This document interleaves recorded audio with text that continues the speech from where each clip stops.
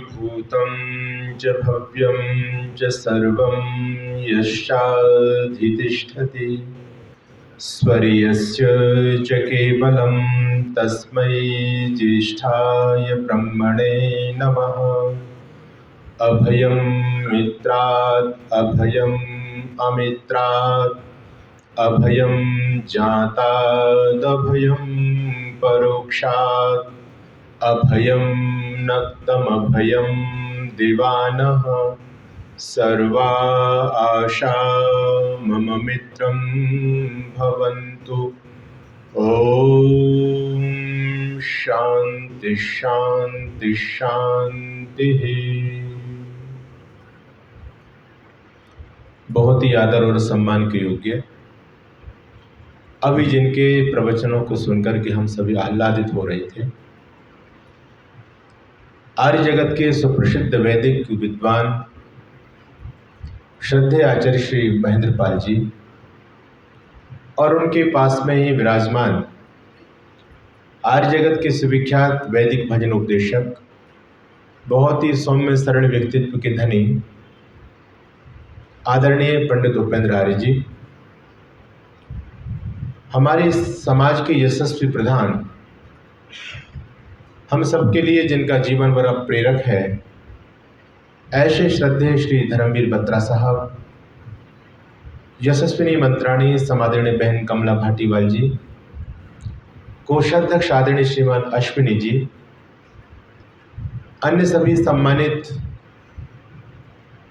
पदाधिकारीगण, इस समाज के यशस्वी धर्माचार्य आदरणीय भाई श्री जयवीर वैदिक जी, आदरणीय हमारे बाबा रमेश जी, बाहर से पहुंचे सभी सम्मानित आर्यभद्र पुरुषों, वंदनीय मातृशक्ति, प्रिय बच्चों। वेद के बारे में आप लोगों ने बहुत अच्छी चर्चा आचार्य जी से सुनी है और उन्होंने ये बताने का प्रयास किया प्रमाणों के तहत कि ऋषि दयानंद वेदोद्धारक हैं। देखो, इस संसार में नदियां बहुत हैं, आपके देश में भी और विदेशों के अंदर भी, लेकिन गंगा जैसी कोई नदी नहीं है। इस देश में भाई तो बहुत हुए, लेकिन भाई की जब तुलना की जाती है, भाइयों का जब प्रेम देखा जाता है तो किसका देखा जाता है?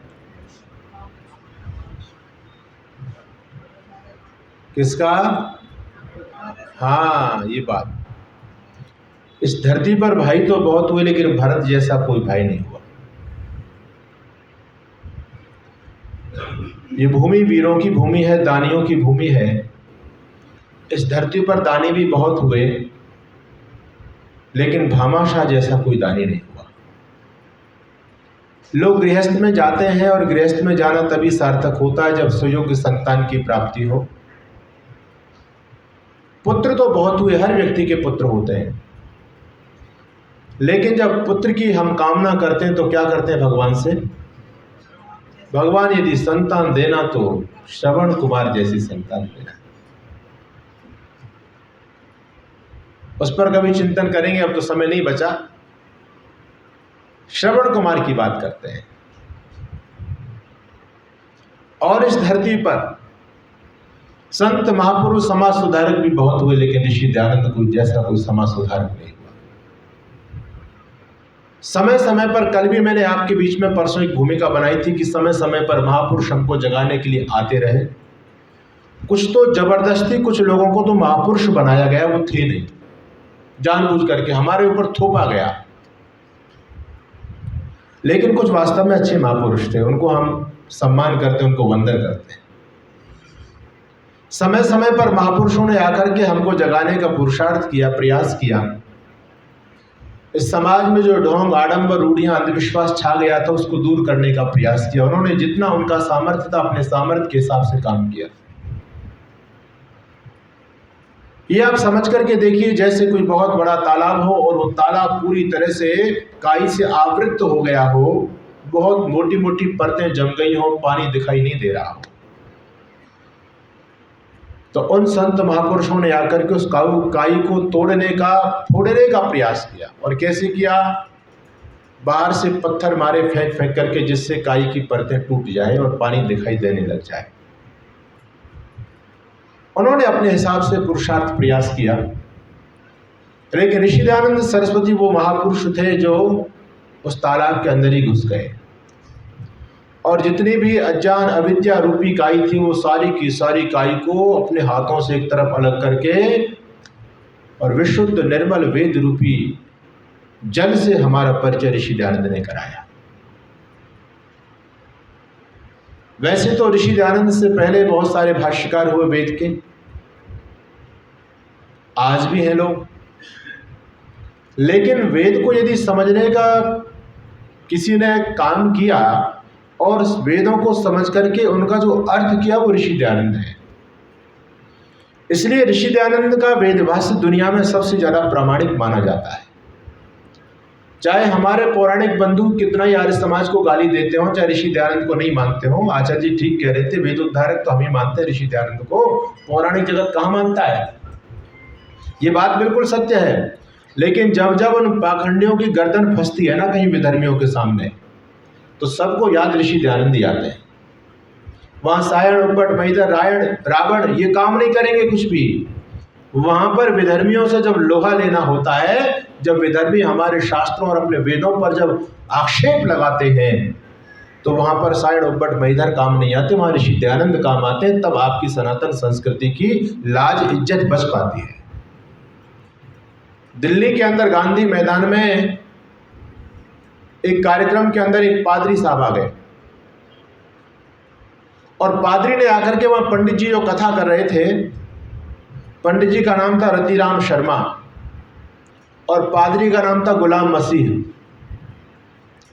पादरी के हाथ में वेद की पोथी थी और पादरी आकर के पंडित जी से, वहां बहुत सारी जनता जनार्दन बैठी हुई थी, उसने आकर के कहा कि देखो आप लोग वेदों को अपौरुषेय मानते हैं, परमात्मा की वाणी है और उसमें इतना ज्ञान विज्ञान भरा पड़ा है, वेद अद्भुत है, बहुत सारी बातें आप लोग करते रहते हो। मैं तुम्हारी वेद की पोथी, देखो ये वेद की पुस्तक है, तुम्हारी और तुम्हारा ही वेद है, हमारा नहीं है। हम तो क्रिश्चियन, हम तो मानते नहीं है इनको। तुम्हारा वेद का ग्रंथ मैं तुम्हारे हाथ में दे रहा हूं और इसमें से एक मंत्र है यजुर्वेद के 23वें अध्याय का 19वां मंत्र। मंत्र का रेफरेंस देते हुए कहता है, वो मंत्र आप लोगों ने यदि ऋग्वेद आदि भाष्य भूमिका पढ़ी है तो सुना होगा। गणानाम तो गणपतिम हवामहे, निधि नाम तो निधिपतिम हवामहे, प्रिया नाम तो प्रियपतिम हवामहे। वो मंत्र है यजुर्वेद का। वो पादरी कहता है, पंडित जी आप इस मंत्र का अर्थ पब्लिक में पढ़ करके सुना सकते हो। अब पंडित जी बेचारे वेदों को तो जानते नहीं थे, बस ऐसे ही बन जाते हैं आजकल, तो कथाकार बनने में कौन सी बड़ी बात है। पंडित जी का बिल्कुल सुना सकते हैं, क्या दिक्कत है? वेद तो अपौरुष है, वेद के अंदर तो विज्ञान भरा पड़ा है, वेद तो परमात्मा की वाणी है, वेद के अंदर तो सारी अच्छी अच्छी बातें हैं, बिल्कुल सुना सकते हैं, क्या दिक्कत है? लाओ आप पुस्तक हमको दो। गुलाम मसीह ने पुस्तक दे दी। गुलाम मसीह बिल्कुल अंधे थे, प्रज्ञाचक्षु थे। बोले यजुर्वेद के 23वें अध्याय का 19वां मंत्र निकालो। मंत्र पादरी को याद था। बोले पंडित जी ये मंत्र गणानाम तो गणपतिम हवामहे है। आजकल हमारे पौराणिक जगत के लोग इस मंत्र को खूब बोलते हैं और जब गणेश जी की वो कराते हैं ना पूजा पाठ, तब उसमें बहुत ज्यादा बोला जाता है मंत्र, लेकिन अर्थ किसी को पता नहीं है इसका। पंडित जी ने वेद को खोल करके देखा, 23वें अध्याय का 19वां मंत्र निकाला और पंडित जी को पता नहीं था कहाँ कबाड़ा हो चुका है। पंडित जी ने वेद के मंत्र को बोल करके अर्थ पढ़ना जैसे ही प्रारंभ किया तो धीरे धीरे पंडित जी की आवाज रुक गई। पंडित जी की गर्दन शर्म से नीचे झुक गई। जो पब्लिक वेद के मंत्र को सुन रही थी उन्होंने अपने कानों में उंगली दे दी और उनकी भी गर्दन नीचे की तरफ हो गई। बोले पंडित जी क्या पढ़ रहे हैं? पंडित जी मौन हो गए। इतना गंदा, इतना अश्लील अर्थ उसका किया गया कि दो पति पत्नी भी एकांत में बैठ करके उस अर्थ को सुन नहीं सकते। गुलाम मसीह ने कहा पंडित जी मौन क्यों हो गए? पढ़ो ना, ये वेद ही तो है, आपका ही तो वेद है, आप जिनकी प्रशंसा इतना करते हो, अब पढ़ करके देखो पब्लिक में, पढ़ सकते हो कि नहीं पढ़ सकते हो। पंडित जी को काटे तो खून नहीं, पंडित जी की स्थिति खराब, पंडित जी को पसीना पसीना हो गया। अब क्या करें? अब कैसे वेदों की रक्षा करें, कैसे सम्मान करें वेद का? पंडित जी के ने दिमाग ने काम किया, एकदम बुद्धि एकदम काम की पंडित जी की। और पंडित जी ने पीछे की तरफ देखा, बोले भैया इस सभा में कोई आर्य समाजी है क्या? 2-4 आर्य समाजी हर जगह पहुंच ही जाते हैं। बोले हाँ पंडित जी है, क्या बात है, बोलो बताओ क्या दिक्कत आ गई। बोले भाई यहाँ आर्य समाज नया बांस पास में ही है, वहां से ऋषि दयानंद का वेद भाष्य लेकर गया, जल्दी जाओ। तत्काल दौड़ करके गए, आर्य समाज को खुलवाया, लाइब्रेरी से यजुर्वेद का भाष्य स्वामी जी का लिया और ला करके पंडित रतीन राम शर्मा को थमा दिया। पंडित जी ने निकाला और निकाल करके पहले तो एक बार पंडित जी ने मन मन में अर्थ पढ़ा, लेकिन जब पंडित जी को सांत्वना मिल गई तो पंडित जी का हो सीना गर्व से फूल उठा, चेहरे पे एक चमक आ गई और कहने लगे सुनो गुलाम मसीह, अब हम इस वेद के मंत्र के अर्थ को पढ़ रहे हैं, सुनो। गुलाम मसीह कहता तुम पढ़ ही नहीं सकते, तुम्हारा बाप नहीं पढ़ सकता है इसको। बोले देखो सुनो, अभी पढ़ते हैं, पूरी पब्लिक के सामने पढ़ते हैं। पंडित जी ने जैसे इस वेद के मंत्र को, वेद पहले तो मंत्र को पढ़ा, फिर जैसे अर्थ का वाचन शुरू किया तो गुलाम मसीह पढ़ते चले जा रहे थे, लोग एकदम उत्सुक होकर के सुनते चले जा रहे। तो पहले तो पता नहीं इस मंत्र का क्या अर्थ सुना रहे थे पंडित जी, अब तो बड़ा अच्छा अर्थ कर रहे हैं इसका, लोग ताली बजा रहे थे। गुलाम मसीह बोले रुको, ये क्या पढ़ रहे हो तुम, किसका अर्थ पढ़ रहे हो? ये बोले इसी मंत्र का अर्थ है। अरे इसी मंत्र का अर्थ तो है, लेकिन ये तो बताओ ये भाष्य किसका है? बोले भाष्य ऋषि दयानंद का है। बोले ऋषि दयानंद का क्यों पढ़ रहे हो? ऋषि दयानंद का वेद भाष्य क्यों पढ़ रहे हो? तुम सायन का पढ़ो, महिधर का पढ़ो, भट्ट का पढ़ो, जिनको तुम मानते हो उनका भाष्य पढ़ो ना। ऋषि दयानंद को तुम मानते कहाँ हो? ऋषि दयानंद को तुमने अछूत समझा हुआ है, उससे तो दूर भागते हो। अब ऋषि दयानंद के वेद भाष्य को तुम क्यों लेकर के आ गए? वो कहता भाई पादरी एक बात बता, ऋषि दयानंद थे तो अपने कोई ईसाई तो नहीं थे, कोई मुसलमान तो नहीं थे, तो जहां पर भी प्रमाण की आवश्यकता पड़ेगी तो हम ऋषि दयानंद को भी ले सकते हैं। मैं निवेदन आप लोगों के बीच में कर रहा था, चाहे ये पौराणिक बंधु ऋषि दयानंद को गाली देते हो, लेकिन जब इनकी गर्दन फंसती है ना तब इनको ऋषि दयानंद ही बचाते हैं, ऋषि दयानंद ही याद आते हैं। ऋषि दयानंद जैसा अद्वितीय वेद भाष्यकार कोई हुआ नहीं आज तक। और देखो आजकल तो स्थिति ये बन गई है, मुझे कहने में शर्म आती है, आप लोगों के यहाँ कहावत चलती होगी, कहते हैं चूहे को मिल गई हल्दी की गांठ और चूहे ने अपने आप को पंसारी समझ लिया। हमारे पंसारी जी बैठे कहाँ हैं? ये सामने बैठे हैं। चूहे के हाथ में लग गई हल्दी की गांठ और वो अपने आप को क्या समझ बैठा? पंसारी। आज ऐसे वेद भाष्यकार हो रहे हैं। एक सज्जन मुझको अभी मिले, मैथ के प्रोफेसर थे वो, और वो कह रहे जी मैं वेद का भाष्य कर रहा हूँ। मुझे बड़ी हैरानी हुई, मैंने कहा भाई आपने वेदांगों को पढ़ा? बोले नहीं। फिर उन्होंने मुझे भी दिया, कह दिया आपको इसकी सम्मति लिखनी है। अब मैंने कहा चलो ठीक है देख लेंगे, भेज देना आप जैसा भी हो। बहुत सारी पुस्तक मुझे देती, जहाँ जाता हूँ वही लोग थमा देते हैं। अब मेरे पास सामान बढ़ता चला जा रहा है, कहते जी इनको लेकर के जाओ, मैं कब तक इसको ढोता रहूँगा?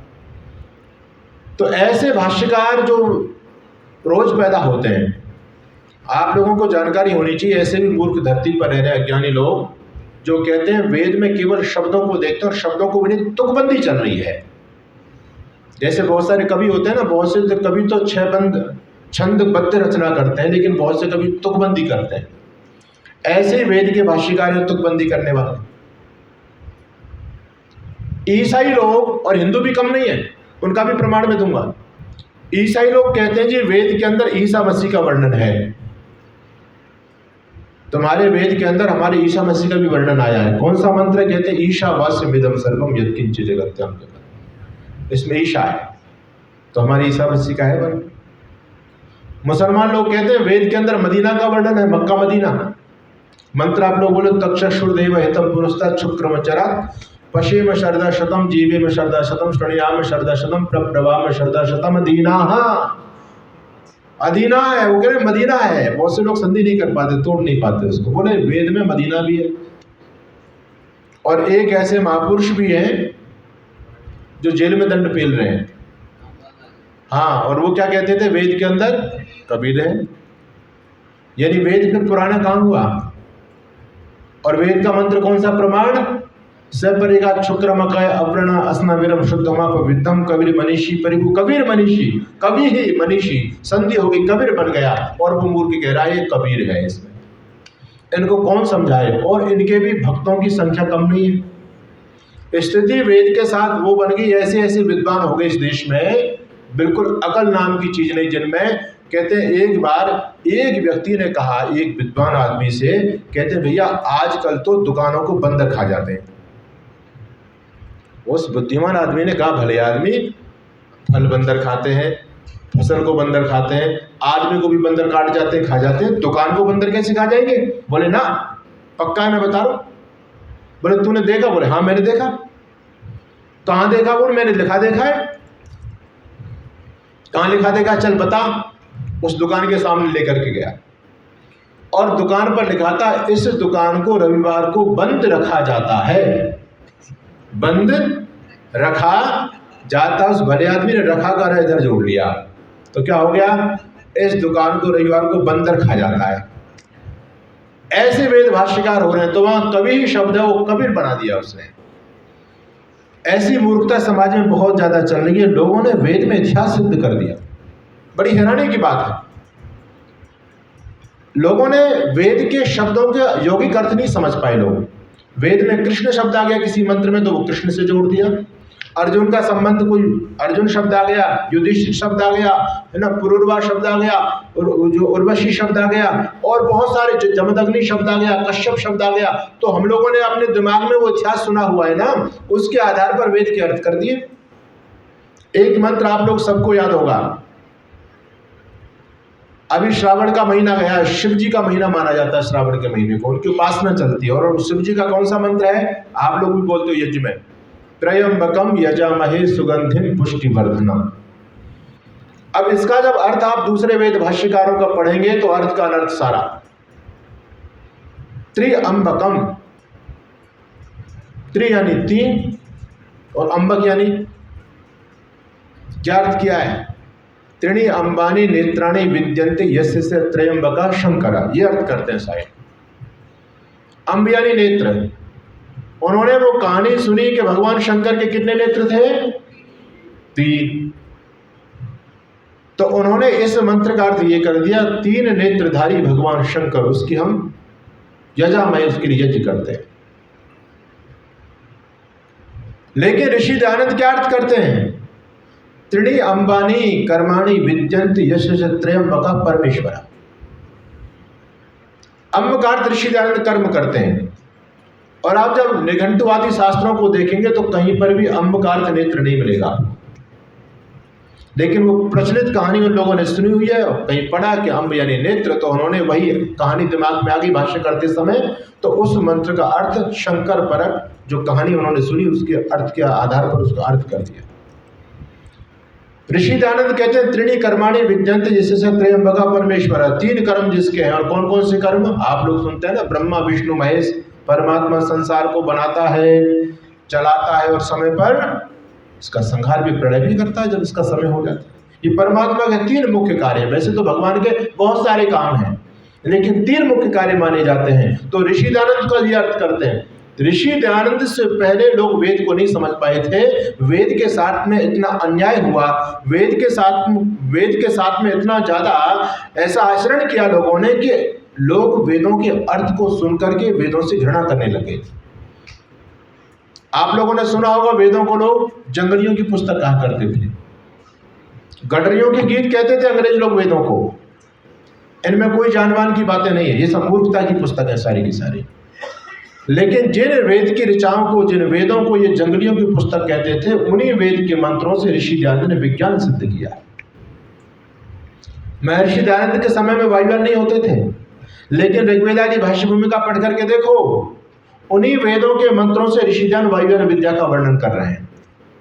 ऋषि दयानंद विद्युत विद्या का वर्णन कर रहे हैं। उस समय तो क्या होती, मशालें जलती थी, लाइट कहाँ थी उस समय, बल्ब कहाँ जलते थे। लेकिन ऋषि दयानंद उन्हीं वेद के मंत्रों से क्या अर्थ निकाल रहे हैं जी? विद्युत विद्या का वर्णन कर रहे हैं, वायुयान विद्या का वर्णन कर रहे हैं। कहां से ऋषि अर्थ लेकर के आ रहे हैं? बड़ी कमाल की बात है। लोग उस अर्थ को नहीं समझ पा रहे, लोगों ने वहां पर इतिहास जोड़ दिया। लेकिन ऋषि दयानंद शब्द के मूल तक जाते हैं, शब्द की आत्मा तक जाते हैं। जितने भी वेद भाष्यकार हुए उन लोगों ने केवल और केवल शब्द के क्लेवर को देखा है, बाहर से शब्द को देख करके और अपनी कलम लेकर के और अर्थ करना शुरू कर दिया, तो अर्थ को समझ नहीं पाए। क्योंकि संस्कृत के अंदर एक शब्द के अनेक अर्थ होते हैं। अनेक अर्था धातव भवन्ति कहा जाता है। एक शब्द के 20-20 अर्थ होते हैं। कहां पर कौन सा अर्थ लेना है, ये केवल व्याकरण से बात नहीं बनेगी। ये व्यक्ति की समझ इतनी तेज होनी चाहिए कि यहां पर कौन सा अर्थ गृहीत करना है, ये उसके विवेक पर निर्भर करेगा। ऋषि दयानंद भी कोई कम बड़े विद्वान नहीं थे, वो भी वैदिक वाङ्मय के बहुत गंभीर विद्वान थे। लेकिन जब ऋषि वेद का भाष्य करते हैं तो केवल अपने व्याकरण की योग्यता से ही नहीं करते। अगर ऋषि केवल व्याकरण की योग्यता के आधार पर यदि शब्दों की खींचातानी करते तो शायद कहीं दिक्कत हो सकती थी, लेकिन ऋषि ने ऐसा भाष्य नहीं किया। ऋषि दयानंद के भाष्य को आप सुनेंगे तो ऋषि के जीवन को आप पढ़ करके देखिए। आप कभी राजस्थान जाइए, राजस्थान के अंदर अजमेर में पुष्कर एक तीर्थ है, वहाँ ब्रह्मा जी का प्रसिद्ध मंदिर है, और ब्रह्मा जी के मंदिर में महर्षि दयानंद कई महीने तक रुके थे। वहाँ स्वामी जी वेद का भाष्य किया करते थे। वहाँ पर एक कुटिया, एक कमरा बना हुआ है, वहाँ के सांसद होते थे राजा सिंह रावत। उन्होंने बाकायदा वहाँ पट्टिका लगवाई है मंदिर के अंदर कि इस कमरे में बैठ करके, इस कुटिया में बैठ करके स्वामी जी ने वेद का भाष्य किया। तरीका क्या होता था ऋषि का वेद भाष्य करने का? यही अंतर दूसरे पौराणिक विद्वानों में ऋषि दयानंद के भाष्य में अंतर क्या है, मूल अंतर क्या है? ऋषि दयानंद जब भाष्य करते हैं तो कहते हैं स्वामी जी कुटिया के अंदर होते थे, बाहर कई विद्वान लोग बैठे रहते थे, एक लेखक होता था, एक के हाथ में मूल संहिता होती थी, किसी के हाथ में सायण का भाष्य होता था, किसी के महिदर का होता था, 4-5 पंडित लोग बाहर बैठते थे। एक पंडित मूल संहिता का वाचन किया करता था, मूल मंत्र को बोलता था संस्कृत में। स्वामी जी उसका अर्थ लिखवाते थे, इसका अर्थ ये लिखो। कभी कभी कहीं जटिलता हो जाती थी तो स्वामी जी पूछते थे इस पर सायण ने क्या लिखा है, इस पर महिदर क्या लिखते हैं, उनका बोलते थे, और फिर स्वामी जी कहते थे अब शांत हो जाओ। ऋषि दयानंद उस कुटिया के अंदर बैठे बैठे समाधिस्थ हो जाया करते थे, और जब उनकी समाधि खुलती थी तब लेखक को कहते थे अब इसका अर्थ लिखो।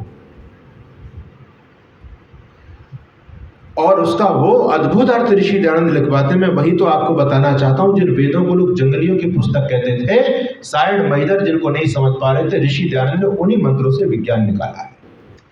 कहां से ऋषि ने अर्थ किया?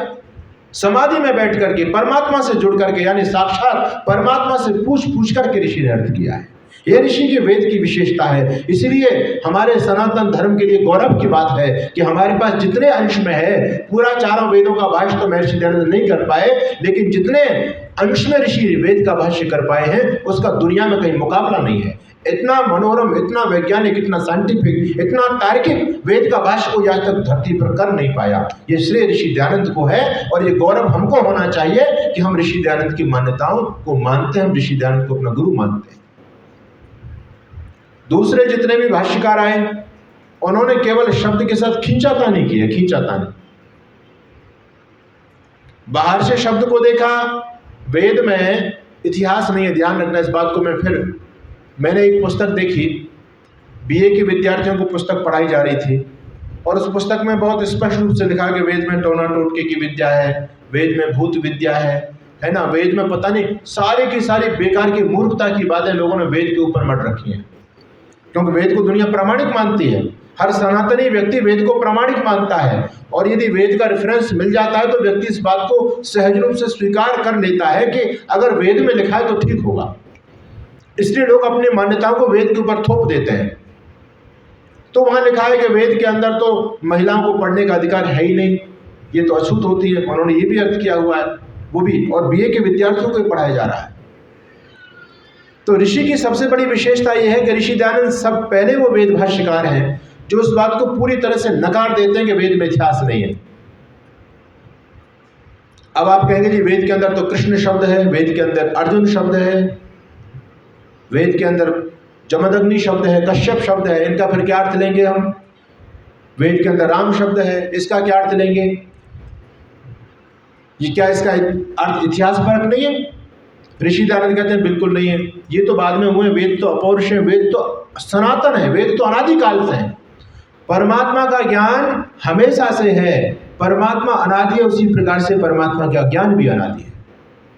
और ये कब हुए? तो अब हुए हैं। कोई 5000 साल पुराना है, कोई 2500 साल पुराना है, कोई 10 लाख वर्ष पुराना है। इनका क्या इतिहास है? इनका इतिहास वेद में कैसे हो सकता है? पौराणिक लोग तो कह देते हैं कि भगवान ने पहले ही लिख दिया, जो होने वाला था रामायण भगवान राम के जन्म से पहले लिख गई थी। इन अकल के कोल्हुओं से पूछो ऐसा कैसे हो जाए? मूर्खता की बातें समाज में चल रही है। रामायण पहले लिख दी राम के जन्म से पहले। तो कहते हैं जी ये तो वेद के अंदर है। याद रखना, लोक से वेद में शब्द नहीं गए, बल्कि वेद से लोक में आए।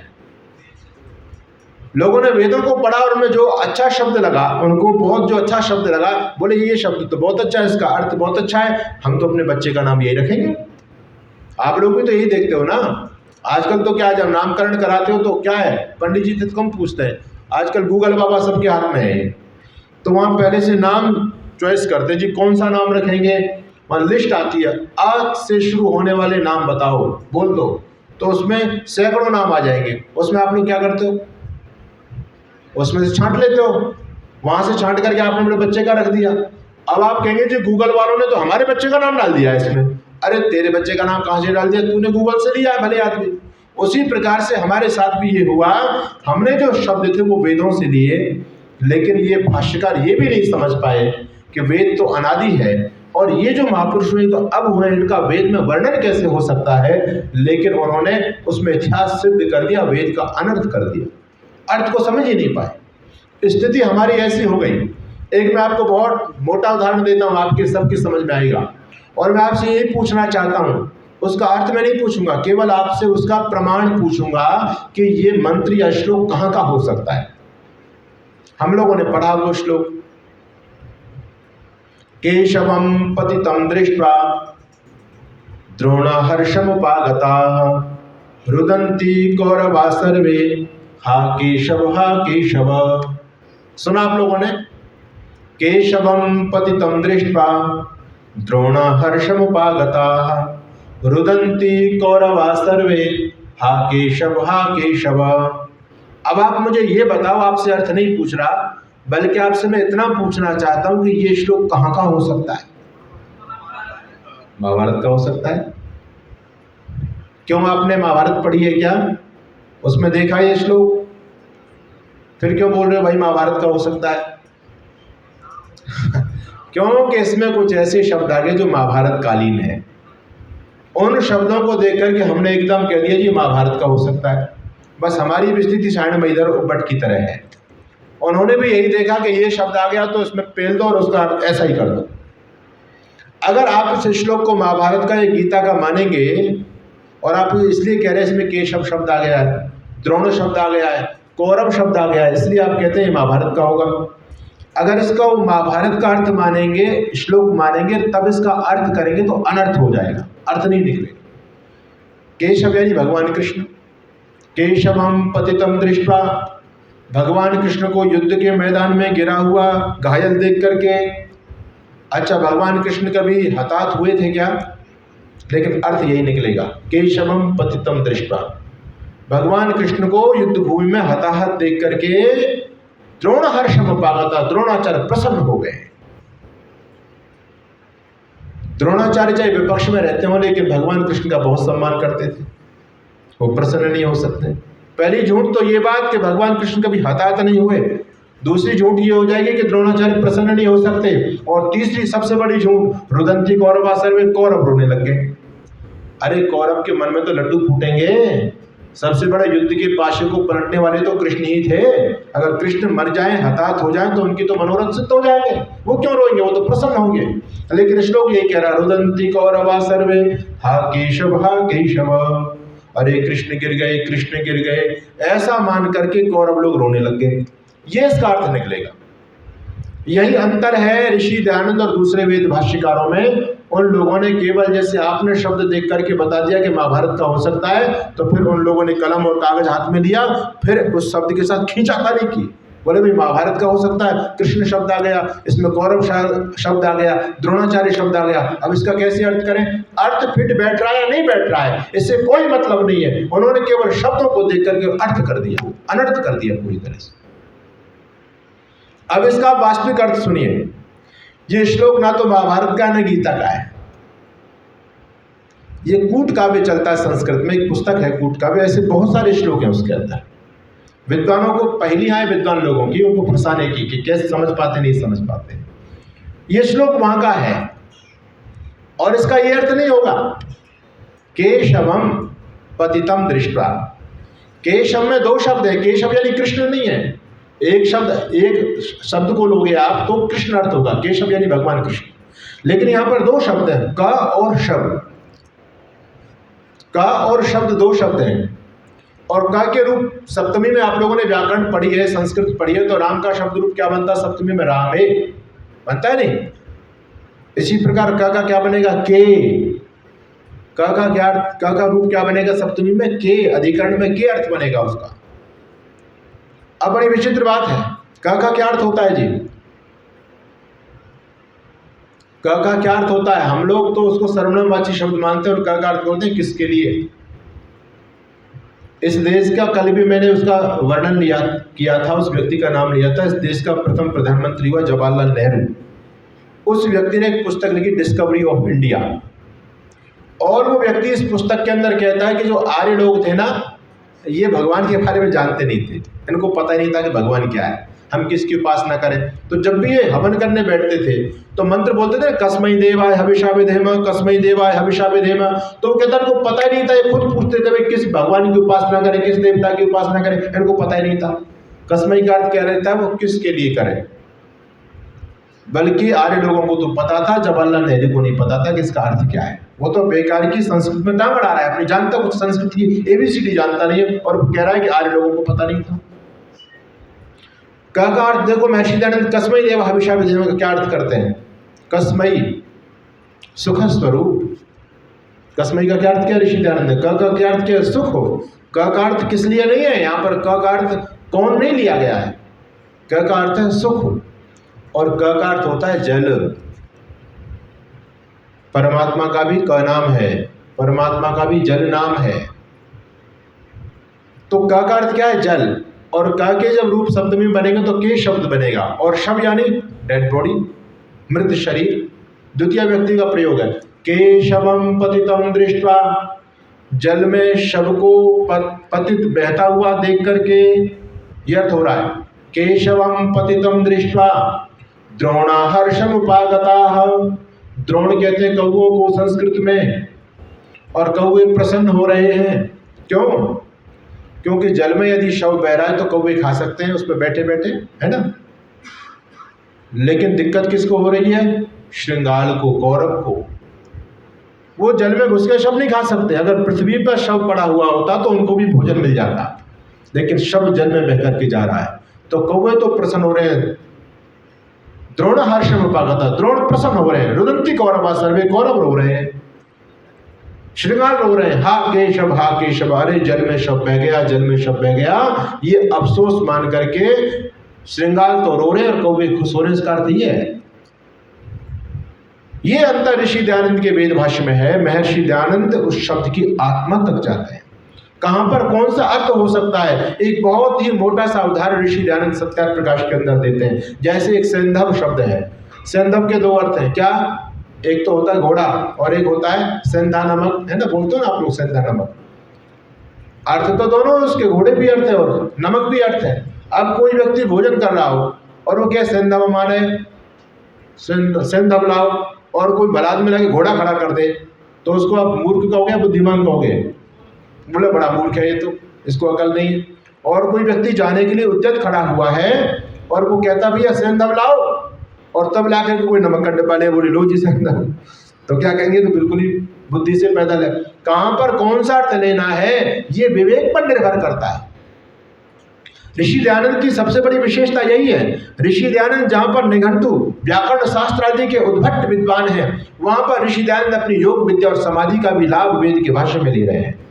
इसलिए ऋषि दयानंद का भाष्य बड़ा अद्वितीय है, लोग समझ नहीं पाए थे। इसलिए मैं कहता हूं कि आए अनगिन सुधारक जगाने, यहाँ पर दयानंद साहब कोई आया नहीं। समाज सुधारक तो समय समय पर आते रहे, लेकिन ऋषि की विशेषता देखो। ऋषि का सबसे बड़ा योगदान यदि कोई हो सकता है तो हमारी जो सनातन परंपरा का संरक्षण ऋषि दयानंद ने किया। और मैंने एक दिन प्रवचन में आपको बोला था, सनातन क्या है? सनातन है वेद, और वेद की रक्षा का काम ऋषि दयानंद ने किया है। लोग वेद को भूल चुके थे। यहाँ तो कहते थे त्रयो वेदस्य कर्तारः भांड धूर्त निशाचर। ये वेद तो भांड धूर्त और निशाचर लोगों की रचना है। आप मानते रहो कि वेद परमात्मा की वाणी है, लेकिन विधर्मी विदेशी लोग कहते थे कि वेद तो भांड और धूर्त लोगों की रचनाएं हैं।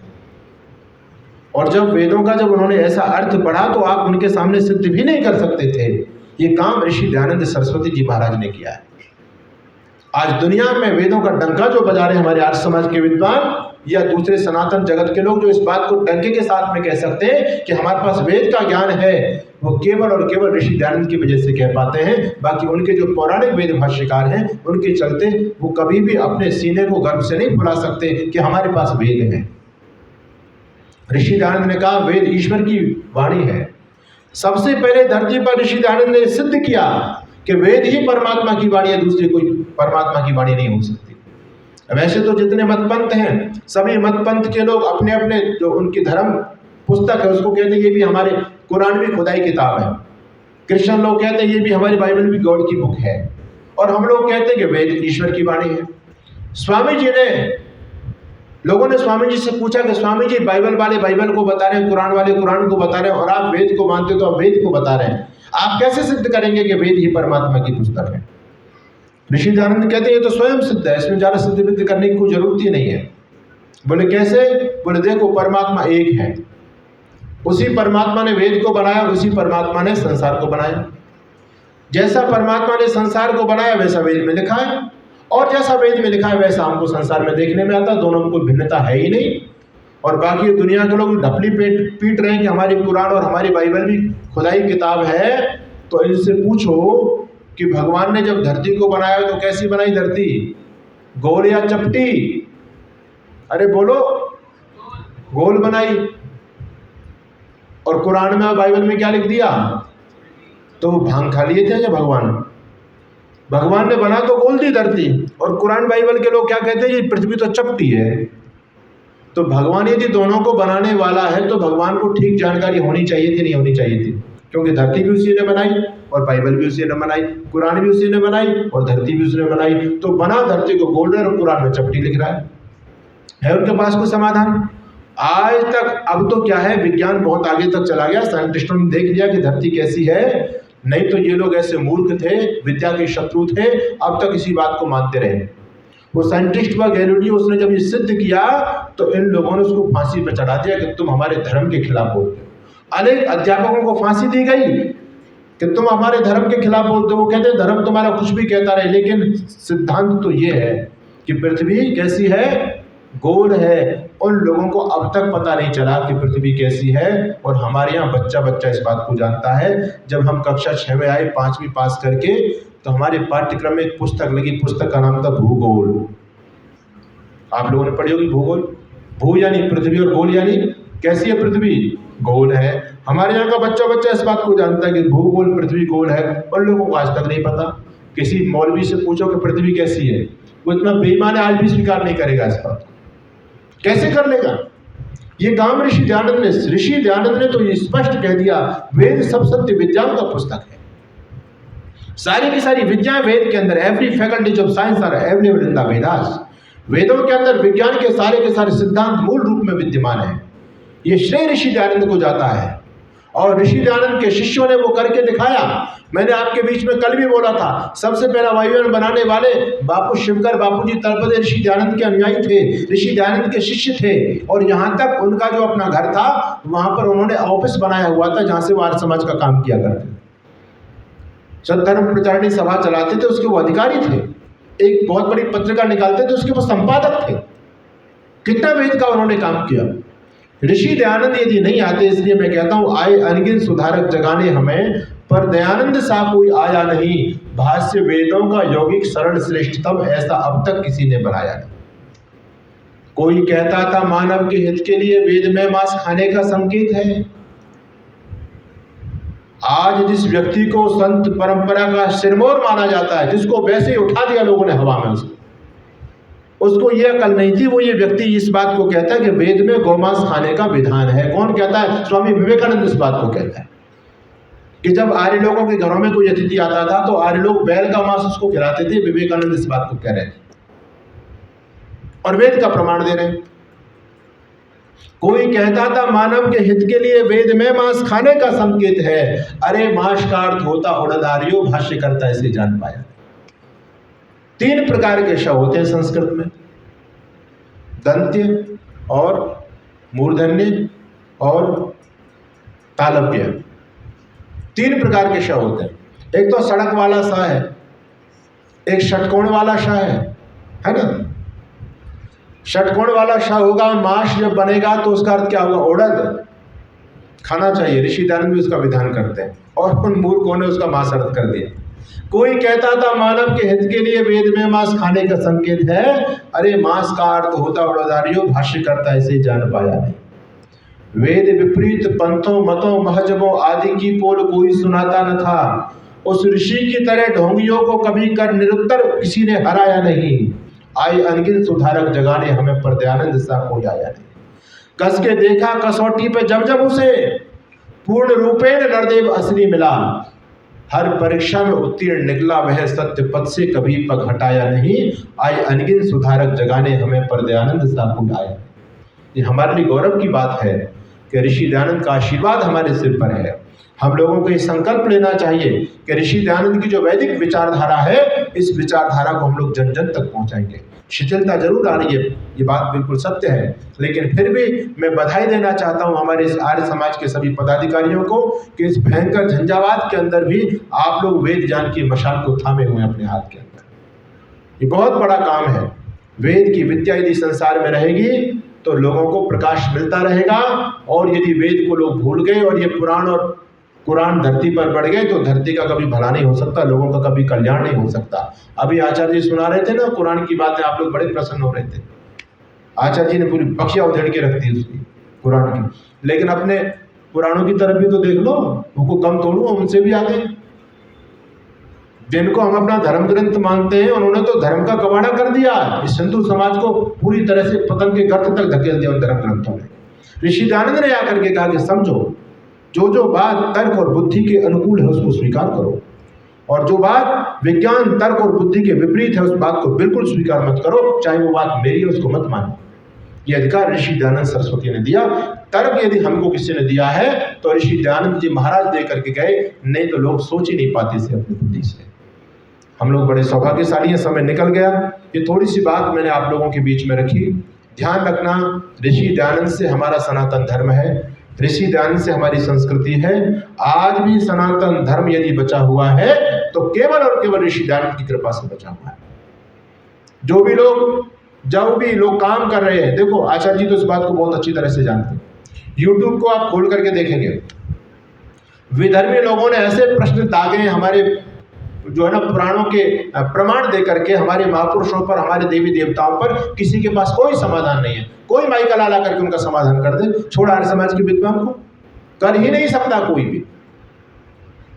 उन्होंने सारा का सारा मैटर कहां से लिया है? पुराणों से लिया है, और पुराणों में बिल्कुल बुद्धि के विपरीत बातें लिखी हुई है सारी की सारी। उनका कोई समाधान नहीं कर पा रहा है, क्योंकि तो पुराणों को स्वीकार कर चुके हैं ना। उनको 18 पुराण वेद व्यास जी का मानते हैं, उनको प्रमाण के रूप में लिए फिरते हैं हम लोग। कैसे उनका खंडन कैसे कर सकते हैं? लेकिन ऋषि दयानंद के जो अनुयायी हैं वही विदेशी विधर्मी लोगों से टक्कर ले पाते हैं। वो कहते हैं कि नहीं, ये बात बिल्कुल गलत है, हमारा धर्म का स्वरूप नहीं है, ये तो सब कुछ तुम लोगों का गड़बड़ घोटाला है।